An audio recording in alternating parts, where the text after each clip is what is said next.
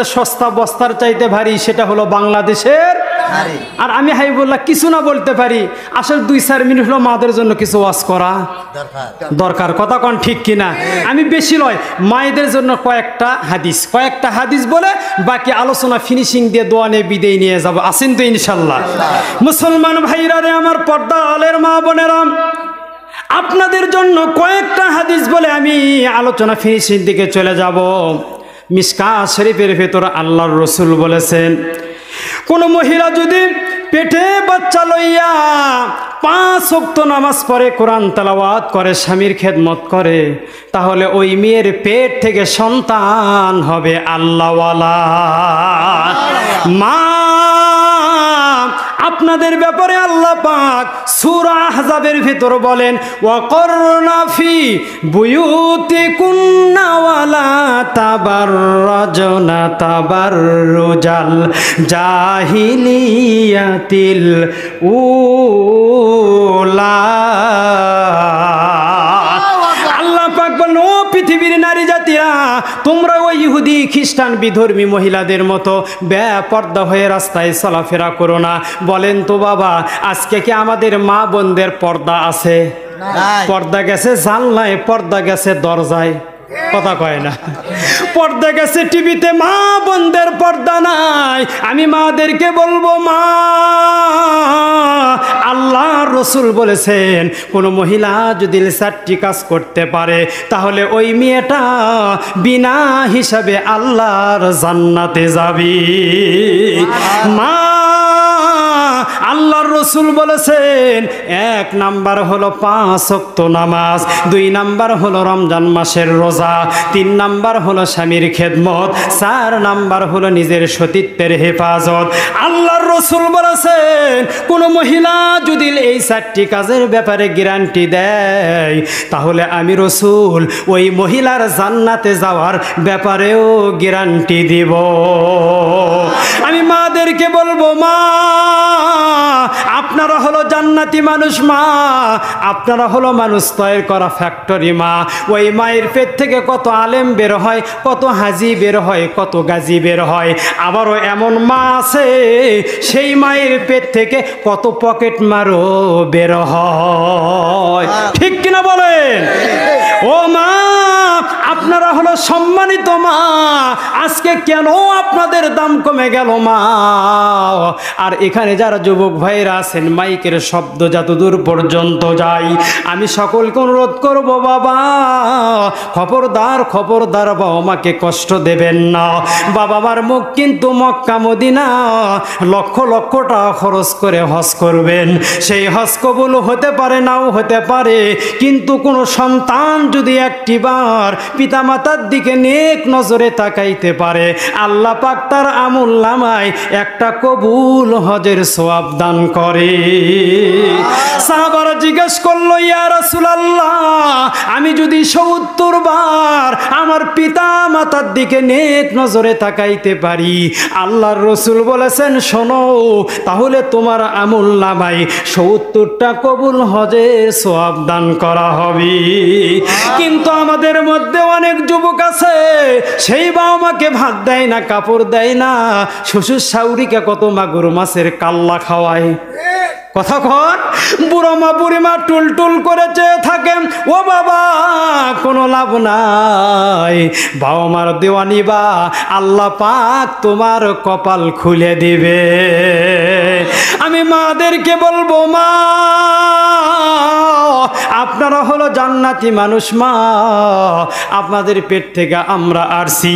ও যুবক ভাইরা, ও আমার বাবারা, ওই বাবা মা যাদের কবরে আমি আপনি যখন এই মাহফিলের উদ্দেশ্যে বের হয়েছি, ওই কবরবাসী বলেছে, বাবা যাও যাও ওই মাদ্রাসার মাহফিলে গিয়া তোমরা কোরআন হাদিসের কথা শুনবা, আমাদের জন্য দোয়া করবা, আমাদের জন্য দান খয়রাত করবা। এই কাজটা যদি তোমরা করতে পারো, তোমরা মারা গেলেও তোমাদের জন্য তোমার সন্তান এই কাজগুলো করবে। কথা বলেন ঠিক কিনা? কিন্তু আমাদের সমাজে এমন লোক আছে, বাবা মা কষ্ট করে সম্পত্তি রেখে গেছে, সন্তান এত খারাপ হয়েছে, কোনোদিন ওই সম্পত্তির থেকে বাবার জন্য দান করে না, মার জন্য দান করে না, মসজিদে দান করে না, মাদ্রাসায় দান করে না, এমনও সন্তান আছে না নাই? ও মুসলমান, চোখটা বন্ধ করে দেখেন আমরা ছিলাম কোথায়, আছি কোথায়, যাব কোথায়। আমার দাদা, আমার নানা, আমার গ্রামের কত মানুষ, তারা আজকে কোথায় চলে গেছে। আমি মারা যাওয়ার সঙ্গে সঙ্গে আমি কোথায় চলে যাব, চোখটা বন্ধ করে একটু দেখেন। এই জন্য তো একজন কবি বলেছে, ও তোমার গনা দিন ফুরাইয়া যাবে, গহনা দিন ফুরাইয়া যাবে, যৌবনে লাগবে ভাটি। ওই যে দেখো ডাকিতেছে তোমায় কবরের মাটি, ওই যে দেখো ডাকিতেছে তোমায় কবরের মাটি। ঠিক না বলেন? সন্ধ্যার আগে যেদিন ডুবে রে বেলা,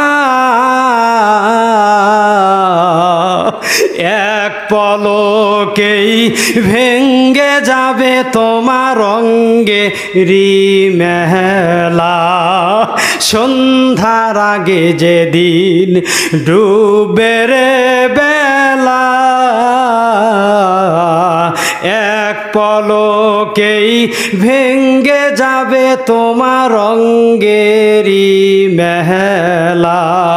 কারে দিবা তুমি জোরে ধমক, কারে দিবা তুমি জোরে ধমক, কার মাথায় ভাঙবা লাঠি। ওই যে দেখো ডাকিতেছে তোমায় কবরের মাটি। বলেন, ওই যে দেখো ডাকিতেছে তোমায় কবরের মাটি। ও তোমার গনা দিন ফুরাইয়া যাবে, গহনা দিন ফুরাইয়া যাবে, যৌবনে লাগবে ভাটি। ওই যে দেখো ডাকিতেছে তোমায় কবরের মাটি। খবর পেয়ে আসবে আত্মীয় স্বজন,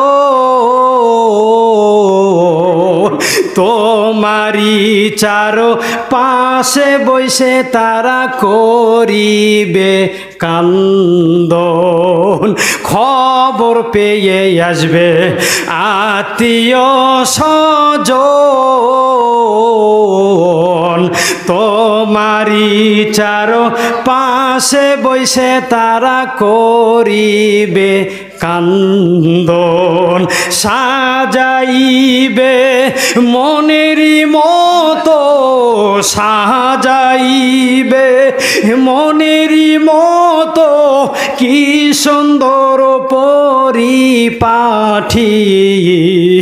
ওই যে দেখো ডাকিতেছে তোমায় কবরের মাটি।